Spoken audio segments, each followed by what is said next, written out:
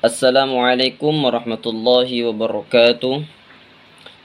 Innal hamdalillah nahmaduhu wa nasta'inuhu wa na'udzu billahi min sururi anfusina wa min sayyiati a'malina may yahdihillahu fala mudilla lahu wa may yudlil fala hadiya lahu. Asyhadu an la ilaha illallah wa asyhadu anna Muhammadan 'abduhu wa rasuluh la nabiyya ba'dah.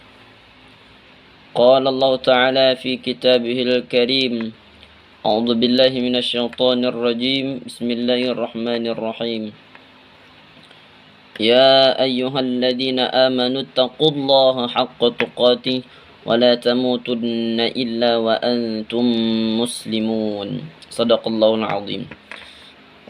Puji syukur kita panjatkan atas kehadirat Allah Subhanahu wa taala yang mana pada setiap harinya Allah senantiasa memberikan begitu banyak kenikmatannya kepada kita semua sehingga kita bisa beraktivitas, beribadah serta melakukan kegiatan kita dengan sempurna.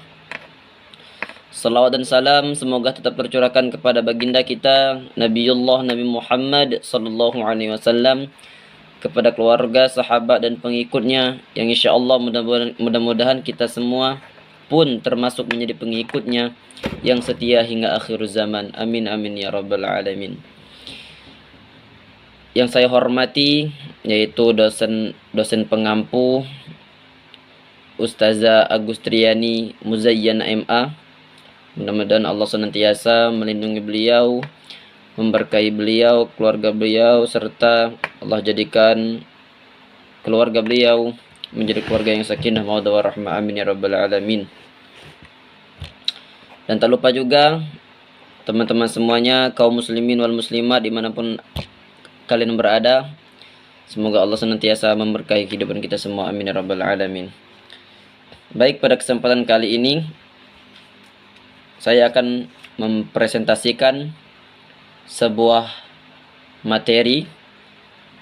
Tujuannya itu untuk memenuhi tugas ujian akhir semester genap Universitas PTIQ Jakarta tahun 2024-2025 dengan mata kuliah Ulumul Quran. Pada materi kali ini yaitu yang berjudul Nasikh wal Mansukh. Baik, kita akan memasuki pembahasan ataupun materi. Materi pembahasan tentang nasikh wal mansukh. Pertama-tama kita akan membahas tentang pengertian. Yang pertama ada pengertian nasikh. Apa itu nasikh? Nasikh memiliki dua pengertian, baik secara bahasa maupun secara istilah. Berikut makna kata nasikh secara bahasa. Yang pertama ada arraf mula izalah, yang berarti penghapusan. Yang kedua ada an-naqlu, yang berarti penyalinan ataupun penukilan. Dan yang ketiga ada ibtal, yang artinya penghilangan atas sesuatu. Yang keempat ada at-taghyir wal ibtal wal iqamah as-sa'i maqamahu, yang artinya ialah mengganti atau menukar. Dan adapun secara bahasa yang terakhir yaitu at-tahwil wal baqa'ihi fi nafsihi ay at-tabdil, yang artinya memalingkan, menyalin atau memindahkan. Selanjutnya makna kata nasikh secara istilah dijelaskan oleh ahli fiqih, yaitu bahwa nasikh adalah raf'u asy-syar'i hukman syar'iyyan bidalilin syar'iyyin mutarakhin anhu, yang berarti pengangkatan atau penghapusan oleh asy-syar'i atau oleh Allah Subhanahu wa taala terhadap hukum syara atau hukum yang lampau dengan dalil yang terbaru. Adapun yang kedua yaitu pengertian mansukh. Secara etimologi atau secara bahasa, mansukh artinya suatu hal yang diganti. Sedangkan secara istilah, mansukh diartikan sebagai hukum syara yang menempati posisi awal yang belum diubah dan belum diganti dengan hukum syara yang datang kemudian. Selanjutnya, dari pengertian-pengertian tersebut dapat kita perlu memahami kata nasakh. Yang dimaksud nasakh adalah, kalau tadi ada nasikh, ada mansukh, sekarang ada nasakh. Apa itu nasakh? Yaitu suatu perbuatan atau proses pembatalan atau penghapusan pada hukum syara dari hukum lama menuju hukum yang baru yang bersumber dalil syara yang datang kemudian. Maka dalam menasahkan diperlukan dua unsur penting, yaitu nasikh dan mansukh, di mana nasikh merupakan hukum atau dalil syara yang sifatnya menghapus suatu hukum atau merupakan subjek penghapusan. Sedangkan mansukh merupakan hukum atau dalil syara yang nantinya dihapus atau diganti atau juga merupakan objek penghapusannya. Kemudian selanjutnya ada rukun-rukun nasikh wal mansukh. Rukun yang pertama yaitu ada adat nasikh. Apa itu adat nasikh? Ialah sebuah statement yang meyakinkan bahwa benar-benar ada pembatalan suatu hukum yang sudah ada. Adapun rukun yang kedua yaitu nasikh, yang merupakan hukum atau dalil atau ayat yang sifatnya akan menghapus dalil atau hukum awal atau yang sudah ada. Adapun rukun yang ketiga yaitu mansukh. Ini merupakan suatu hukum atau dalil yang akan dihapus atau dibatalkan ataupun dipindahkan keberadaannya. Dan adapun rukun yang keempat yaitu mansukhan, yang berarti orang-orang yang harus mendapat beban dari hukum tersebut. Pembahasan selanjutnya itu ada macam-macam nasakh. Yang pertama ada nasakh al-hukmi wa al-tilawah jami'an, yaitu penghapusan teks atau bacaan Al-Quran dan sekaligus juga penghapusan hukum yang terkandung di dalamnya. Ayat-ayat pada bagian ini tidak dibolehkan atau tidak boleh dilafalkan dan dilaksanakan lagi. Misalnya, contoh pada hadis riwayat Bukhari dan Muslim dari Aisyah yang berarti, dahulu termasuk yang diturunkan ayat Al-Quran adalah 10 kali susuan yang diketahui. Kemudian dinasakh dengan 5 kali susuan yang diketahui. Setelah Rasulullah SAW wafat, hukum yang terakhir tetap dibaca sebagai bagian Al-Quran. Maka implikasi hadis tersebut ialah akan disebut sebagai saudara mahram untuk dua orang yang tidak seibu bila dua orang tersebut meminum ASI dari satu ibu, yaitu dengan jumlah 10 kali sedot. Lalu dalil itu dinasakh yang mengubah dari 10 kali menjadi cukup 5 kali saja. Kemudian itu macam yang pertama. Kemudian macam yang kedua yaitu nasakh al-hukmi duna at-tilawah, yakni penghapusan pemberlakuan suatu hukum dengan tidak menghapus bacaan atau teksnya tetap diabadikan. Di antara contohnya adalah perintah mengarahkan kiblat salat dari Baitul Maqdis ke Ka'bah, yang semula dijelaskan dalam hadis bahwa Baitul Maqdis merupakan patokan arah kiblat bagi umat muslim. Kemudian setelah diturunkannya ayat 144 pada Quran surah Al-Baqarah, Ka'bah Masjidil Haram yang menjadi patokannya. Maka ada juga contoh yang lain, misalkan penghapusan puasa selama 3 hari setiap bulan dan puasa Asyura dengan puasa Ramadan yang semula wajib diganti menjadi tidak lagi wajib melainkan sunnah. Hal tersebut terjadi setelah Quran surah Al-Baqarah ayat 185 turun dan menjelaskan kewajiban untuk berpuasa di bulan Ramadan. Kemudian yang selanjutnya yaitu ada nasakh at-tilawah duna al-hukm, yaitu nasakh yang terjadi pada bacaan atau teks Al-Quran saja tanpa menasakh hukumnya. Hukumnya masih tetap berlaku. Contoh, ayat tentang perintah merajam laki-laki ataupun perempuan yang pezina. Sebagaimana diriwayatkan oleh Al-Bukhari dan Muslim dari Umar bin Khattab radhiyallahu anhu dan Ubay bin Ka'ab. Keduanya menyatakan bahwa di antara ayat Al-Qur'an yang diturunkan kepada Nabi Muhammad sallallahu alaihi wasallam adalah asy-syaikhu wa syaikhatu idza zayyanna farjumuha nakalam minallah wallahu azizun hakim. Ayat ini menerangkan hukuman ini sudah dihapus secara bacaan, sudah dikeluarkan dari barisan ayat-ayat Al-Quran, namun hukumnya masih diberlakukan. Kemudian selanjutnya ada pembagian nasakh wal mansukh. Pembagian yang pertama yaitu ada Al-Quran dengan Al-Quran.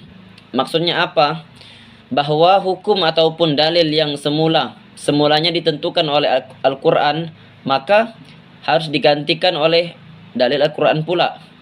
Misalnya pada dinasakhnya kalamullah, yaitu Quran surah Al-Baqarah ayat 240 tentang masa iddah berlaku 1 tahun, yang kemudian diganti dengan Quran surah Al-Baqarah ayat 234 tentang masa iddah yang berlaku hanya 4 bulan 10 hari. Yang kedua yaitu ada Al-Quran dengan As-Sunnah. Maksudnya bahwa suatu hukum tersebut mulanya ada dalam dalil Al-Quran, kemudian digantikan atau dinasakh dengan dalil As-Sunnah. Syekh Manna membaginya menjadi 2. Yang pertama itu ada nasakh Quran dengan Sunnah Ahad atau Ahadiyah. Namun sebagian besar ulama menolak kebenarannya dengan alasan Al-Quran bersifat mutawatir sekaligus penuh dengan keyakinan di dalamnya. Sedangkan Sunnah Ahad bersifat prasangka ataupun dugaan, sehingga sangat tidak dibenarkan menghapus atau menggantikan hal yang jelas diketahui sifatnya atau ma'lum dengan hal-hal yang maznun, yang diduga-duga.